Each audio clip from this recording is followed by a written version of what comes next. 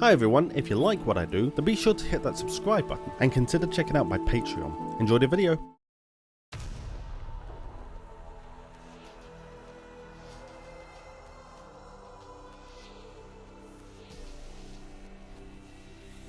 Before Terraria's great age of reclamation, there had been two eras, two crucial events that had led to the world as we know it today. It was a time of great wars and even greater heroes, but even those with the most stalwart of souls would eventually fall before the might of the cosmic unknown. It was seen as the end times, but eventually there would again be hope as a new hero arrived into this broken world and fought to restore its former glory.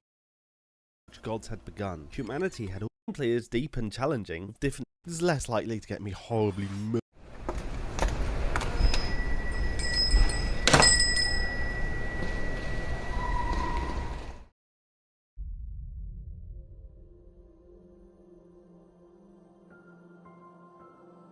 In times long past, the hero of Terraria had beaten many foes, felling numerous fearsome monsters others only trembled at. Making their home in a village bustling with the activities of its people, the hero and his family would live a simple but happy life. The world was free of corruption and hollow, and the Dryads would remain hidden away, their presence not required in this time. Unfortunately, Cthulhu, one of the elder gods of Terraria, sought to use this peaceful world as a base to spread his evil and build an army to challenge those above him. Upon his coming, Cthulhu would release his terrors upon the land, testing the world to assess its might, and whether it had any chance of opposing him. Nebula, Stardust, Vortex and solar creatures were summoned by the all-powerful god to challenge the heroes of Terraria, but one by one they would be defeated. All that would remain were a handful of heroes, including one all-powerful hero who managed to defeat all who stood before them.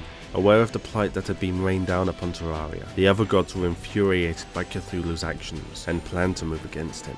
Quickly though, the devious god would devise a plan. He would face the heroes of Terraria himself and assert this might by destroying all before him. Villagers, cities, every single soul that encountered him, they would all be wiped away.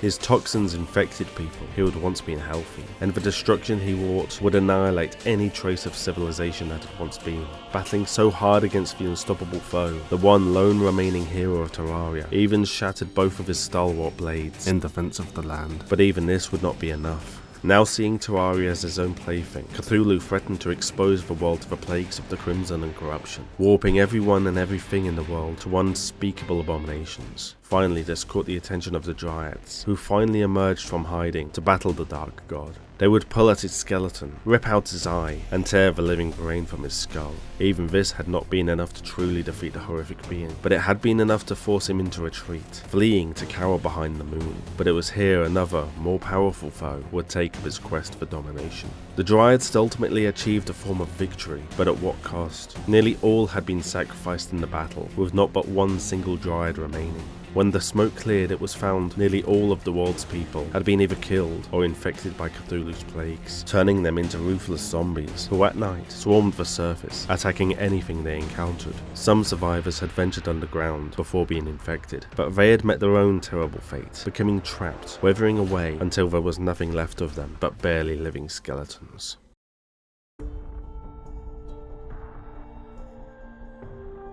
By the time the cosmic horror had been felled, Terraria was a changed world, and having watched his entire family die in the Great War, the last hero of Terraria had come to give up on nearly everything. There had been others who had survived the blight inflicted on them, ones who would eventually come to assist the champion of Terraria in their fight against other evils, but there were yet others who would be so intimidated by Cthulhu's power that they would build a cult based solely on bringing him back. Their plans involved kidnapping a genius mechanic who they would force to build mechanical facsimiles of Cthulhu's damaged body parts in an effort to restore him to his former glory. It was with some fortune that she had not been able to build these monstrosities with hallowed metal, lest they become nigh indestructible. Rather, that metal would eventually be used to forge a legendary sword, Excalibur, which would defend the land from her creations and protect the world as a whole. Whether it had been intended or not, Cthulhu's replacement body parts would be animated as separate organisms, going on to roam the land and causing only destruction wherever they went. Seeing the danger still posed by even Cthulhu's discarded organs, and desiring to keep the world safe, a simple old man would bind himself to the Elder God's pile of bones, but rather than controlling them as he had anticipated, he would be cursed with the inescapable blight of Skeletron, and would come to see seal himself away in the dungeon,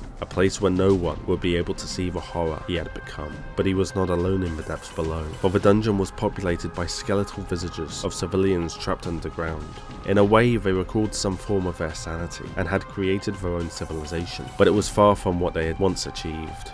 The Crimson and corruption, plagues that had arisen soon after Cthulhu's defeat, would spread across the land relentlessly. One a hive organism made of blood and viscera, and the other a cancerous infection, polluting the essence of the land, but both existed only to propagate what remained of Cthulhu's being, to stop what was left of the lonely, desolate world from being consumed by the corruption and crimson alike. The last hero would venture to the underworld and bind his soul to a wall of flesh, so one day a new hero might kill the terrible beast, unleashing a cleansing hallow upon the land and stop Cthulhu's plagues. A new hero would indeed eventually take up their predecessor's mantle and go on to wield Excalibur and rid the world of Cthulhu's mechanical variants in an effort to restore the land to its former glory. Unfortunately, the hero would be betrayed and tricked into releasing a darkness onto the world as well as the light.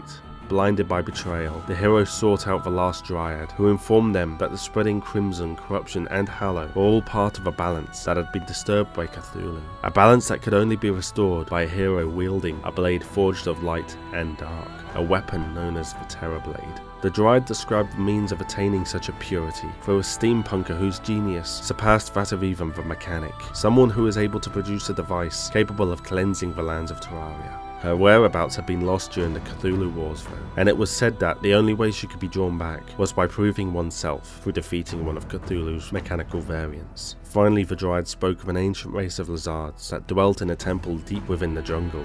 After being forced underground by the forces of Cthulhu, the lizard people began worshipping the eclipse, and were in possession of the only thing capable of summoning force, that which could craft the legendary Terror Blade, the old hero's swords that had been shattered while battling Cthulhu.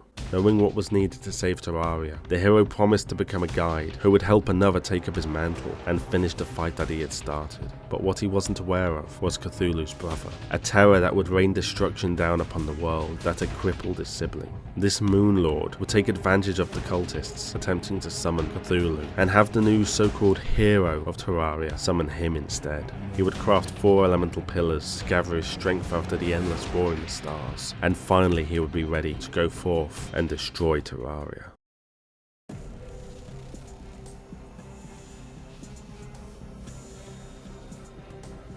Soon the true hero would arrive, and they would go on to kill what was left of the cosmic horror's body parts, destroy the wall of flesh by sacrificing the hero before them, and release the light and dark upon the world. As foretold, they would destroy the mechanic's abominations, and retrieve the guide's broken swords, using them to craft the Terror Blade. Finally, the steampunker would return with the Contaminator, a device capable of bringing balance back to Terraria. At last, they would face the lunatic cultists before battling Cthulhu's brother, the Moon Lord himself, and finally become the ultimate champion of Terraria.